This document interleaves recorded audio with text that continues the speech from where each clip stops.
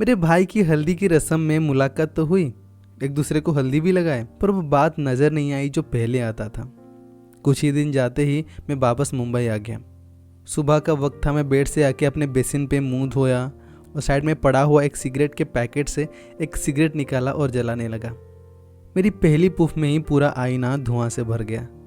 वो धुआं धीरे धीरे ख़त्म हो ही रहा था। इससे पहले कि मेरा चेहरा उस आईने में पूरा विजिबल होता, मेरा फ़ोन बजने लगा।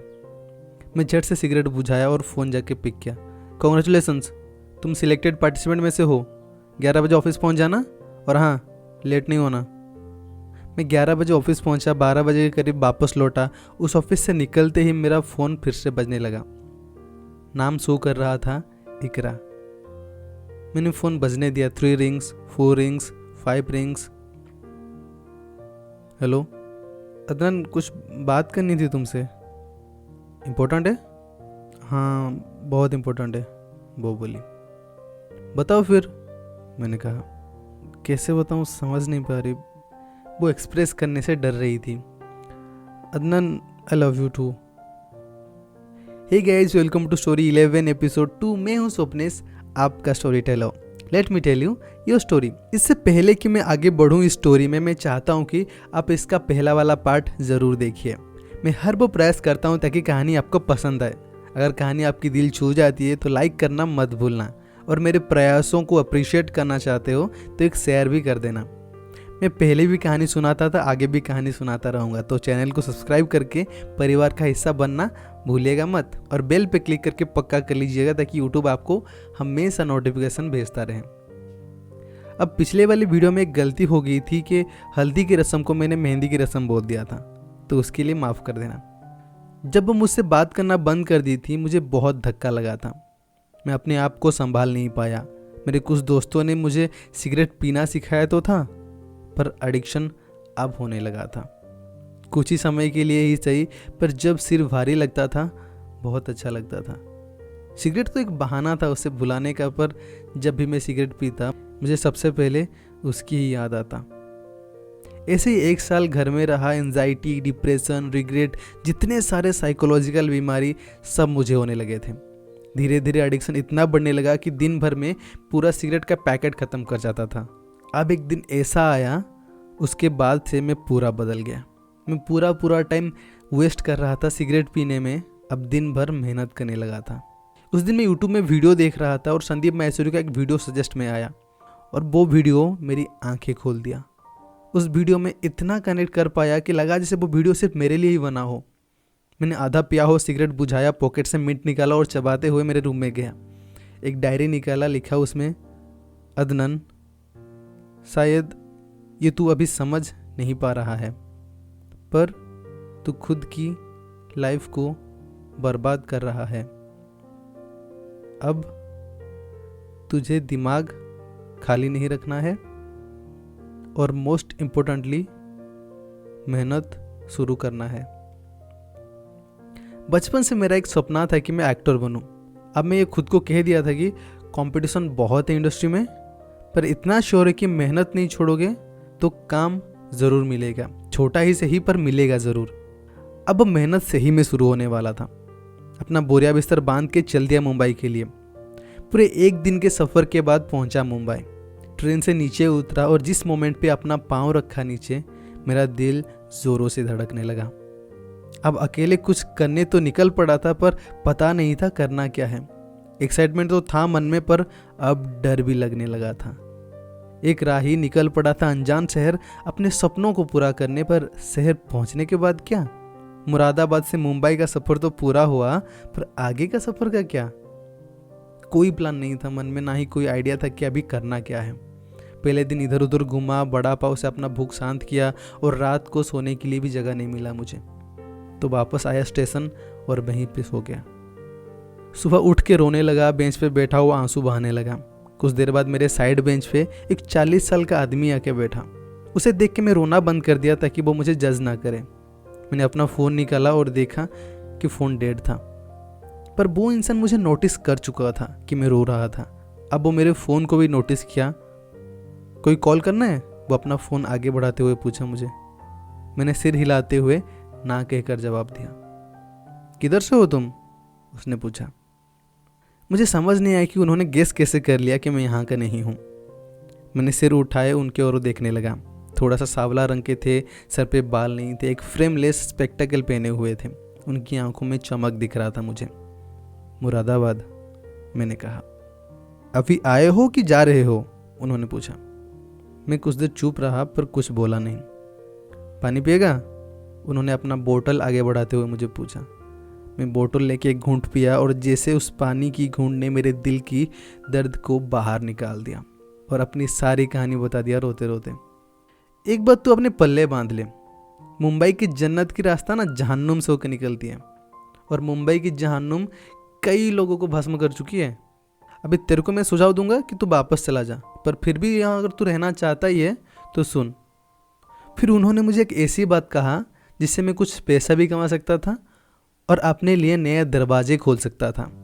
वो था सेल्स। उन्होंने मुझे सब कुछ बताया डिटेल्स में। मैं गया कुछ रोज़मर्रा के सामान लेके। था मैं इंट्रोवर्ट करने चला था सेल्स। खटखटाया दरवाज़ा कुछ घर के, कुछ ने खुला और कुछ खोलने से पहले ही बंद हो गए। जो खुला उनसे भी कुछ कहा नहीं जा सका। अब सूरज ढलने लगा था, मेरा हौसला भी टूटने लगा था। खुद को एक बार कहा कि अभी नहीं हुआ तो वापस चले जाना। अगला दरवाज़ा खटखटाया, बिना शर्माए, बिना घबराए, बिना डरे दिल की बात खोल डाला। उस दिन मैं अपना पहला आइटम सेल करा। मुंबई ने पहली दिन मेरी साइनेस गायब कर दिया। एक बात समझ आया कि कुछ चीज़ें मुझे खोना है यहाँ पे, अगर मुझे कुछ पाना है तो। ये शुरू हुआ मेरी साइनेस से। मुझे अपना साइनेस खोना पड़ा। मुझे लगा शायद इकरा को खोना भी मेरी मंजिल का एक हिस्सा था। अब मैं चीज़ें बेचने लगा और कांटेक्ट बढ़ाने लगा। एक इंट्रोवर्ट अब एक्सट्रोवर्ट बनने लगा था। कुछ दिन में मैं रहने के लिए मुझे घर भी मिल गई और एक कांटेक्ट भी मिल गया जो मुझे मॉडलिंग में हेल्प कर सकता था।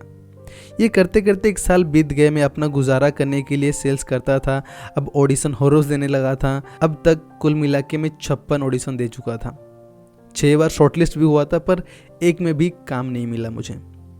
पहले कुछ दिन तो मुझे मुंबई में किसी के बारे में याद नहीं आई, पर इकरा की याद हर रोज़ आती थी। अब मेरे पास कुछ पैसे होते थे तो मैं सिगरेट फिर से पीना शुरू कर दिया था। इसी बीच मेरा भाई का निकाह आया। मैं आना तो नहीं चाहता था बिल्कुल भी, पर सोचा आ जाऊं, बिकॉज़ मुझे 1 साल हो गए थे घर छोड़े हुए। घर में सबकी याद बहुत आती थी।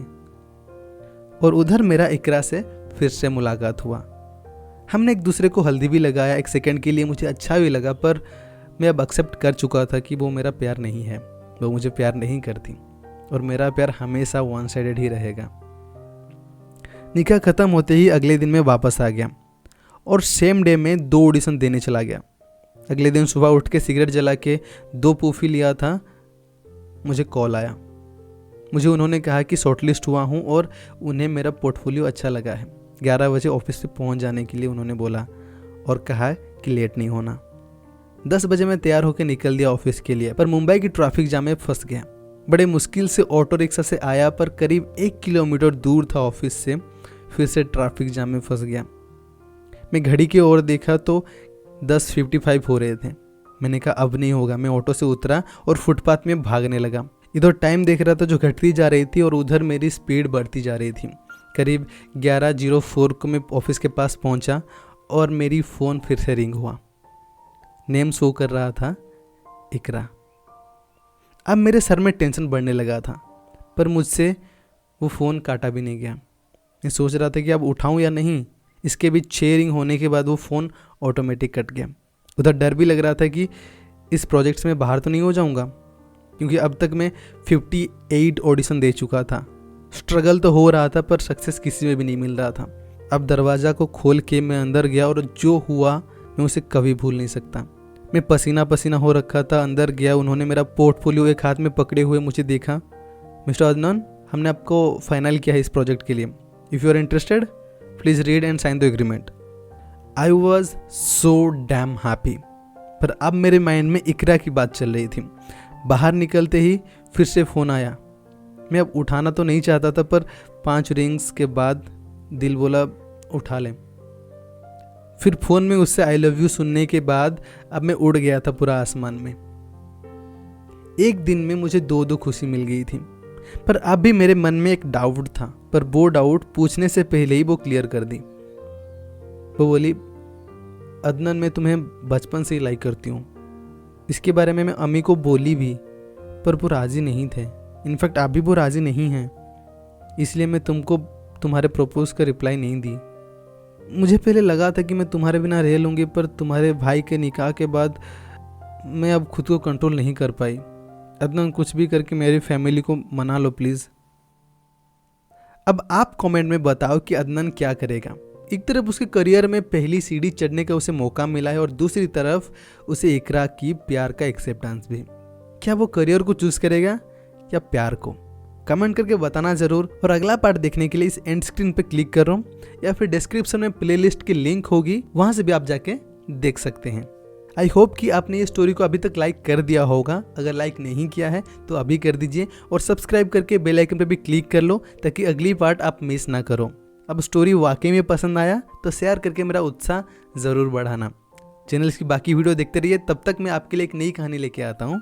Till then stay tuned and keep watching.